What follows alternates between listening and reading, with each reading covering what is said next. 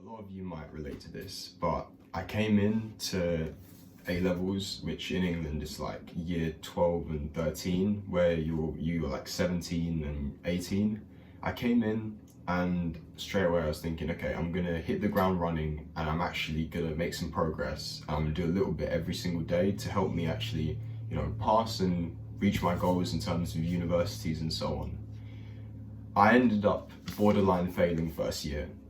I got a star, a C, and an E, which is awful. Like, although one subject was an A star, you still can't really go anywhere if you're not getting consistent grades across the board.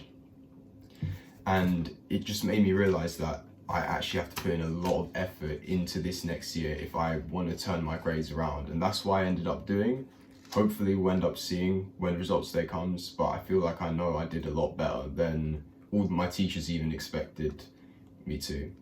So hopefully this video will help you choose what you want to do and also give you a bit of motivation to actually start grinding A levels early so that it puts less pressure on you later on. And I know you probably hear this advice from every single teacher, you have to start revising now, start as soon as you go into year 12, but that's actually not true. You can do really well if you put your whole life into it in the last 3 months, but I did that and I can tell you from personal experience, it's not worth it. So I'd like to start off by giving you a little story. I knew this kid, and I'm not going to mention his name, but at GCSEs, he was barely pulling through. And he pulled through GCSEs, he got the grades he needed to go into the subjects, but he was always on the bottom end of the smart spectrum, if you know what I mean. But when he came in and started doing A levels, he pre-learned all the content over summer, or for year 1 at least. He finished the whole biology spec by the first year after the year 12 summer, and obviously he's definitely deserves the grades that he's about to get on results day. Me, on the other hand, I didn't do none of that, and I was climbing, pulling back throughout the whole of the second year. And I just really hope that some of you won't end up being in that position. I also learned that genetics does not play a role. Mainly, I don't think genetics plays a role in learning or your ability to learn, because some people go from 0 to 100 and some people go all the way from the top down to the bottom, and it all depends on how much effort you put in. And I'll go into a bit more depth on what you actually need to start doing and prioritizing to be able to pull through and get the grades you need. So some of you might know from my other videos, if you've been watching, that I take swimming quite seriously. And I prioritize that for most of my life. It's what makes me happy, and I just really want to see progress in that.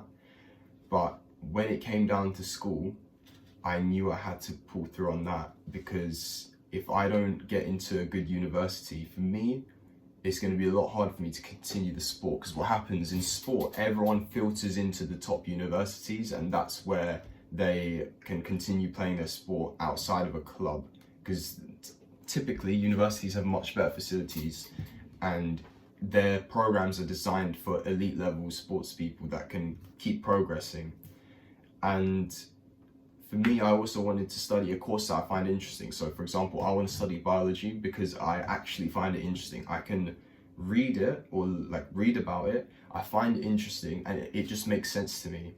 You need to find a subject that's like that for you, where I know you might struggle, you might not know what you want to do yet, but you need to find a subject that you almost have this sort of attraction to, where you can read it, you understand it, and it just makes sense. Like biology, for me, after I read through it, I go, oh yeah, that makes sense. Yeah, I might struggle remembering it, I need to revise it, I need to go over it, but generally, I read something and I think, yeah, that makes total sense, and I should definitely remember that, I guess. But where was I going with that tangent? I just went off on a tangent. But I was saying about balancing sport. So for me, I basically left A levels for the last 3 months, and it's unfortunate to see that a lot of people are in that situation. And you can pull through. I'm going to tell you, you really can if you leave it to the last 3 months. But you have to make your entire life dedicated to school. And as an athlete, I can tell you right now, that's not good for your mental health. And in terms of sporting performance, I've got a big competition, nationals, British nationals, coming up in 6 weeks, I think. And I'm just getting back into the amount of training that I was doing before my exam started. And I know for a fact that I might not perform as I want to just because of that. Also, linking back to the last point, I think a quote that one of my first coaches really instilled in me was saying that hard work always beats talent when talent isn't working hard. And that's so true for studying, especially because, like I said, it's not genetic. You need to get over the fact that you really can do it. I hate those people that sit there saying, oh, but I'm not smart. That's such a limiting belief. Like, are you joking? Like, you realize you can actually train yourself to remember content. That might mean cutting out TikTok. Thank God I never had TikTok, but taking out distractions like YouTube, like TikTok, disappearing for 3 months at the end, if that's what you need to do to get back on track, then do it. It's not hard. You can, realistically, you've got 8 hours in the day you can put in for studying. And that's exactly what I did. So last bit, I just want to give you some tips.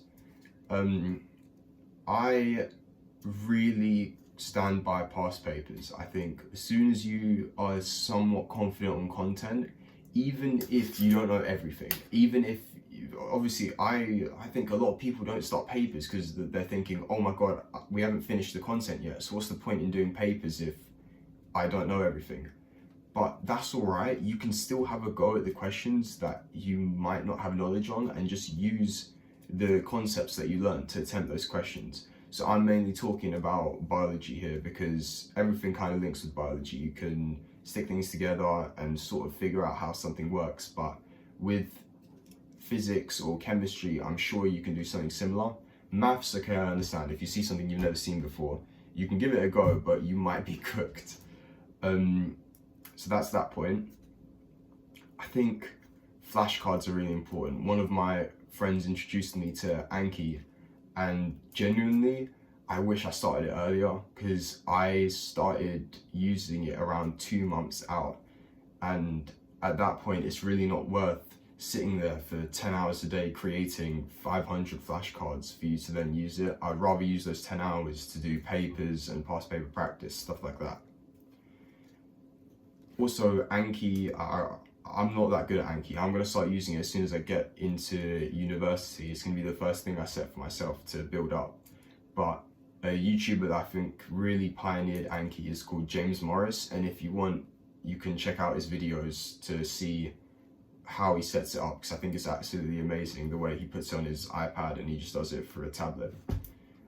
So I hope you found this quick video useful. I just really want everyone watching this to realize that putting in a small amount each day might actually save you from doing what I did and having to completely give up a sport basically for borderline 2 months and just focusing on school.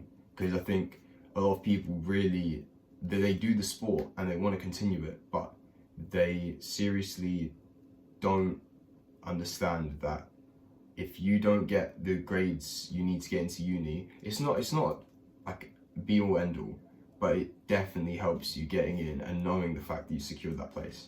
So wish me luck for results today. I'm sure, hopefully we did good by God's grace, and yeah, I'll see you in the next one.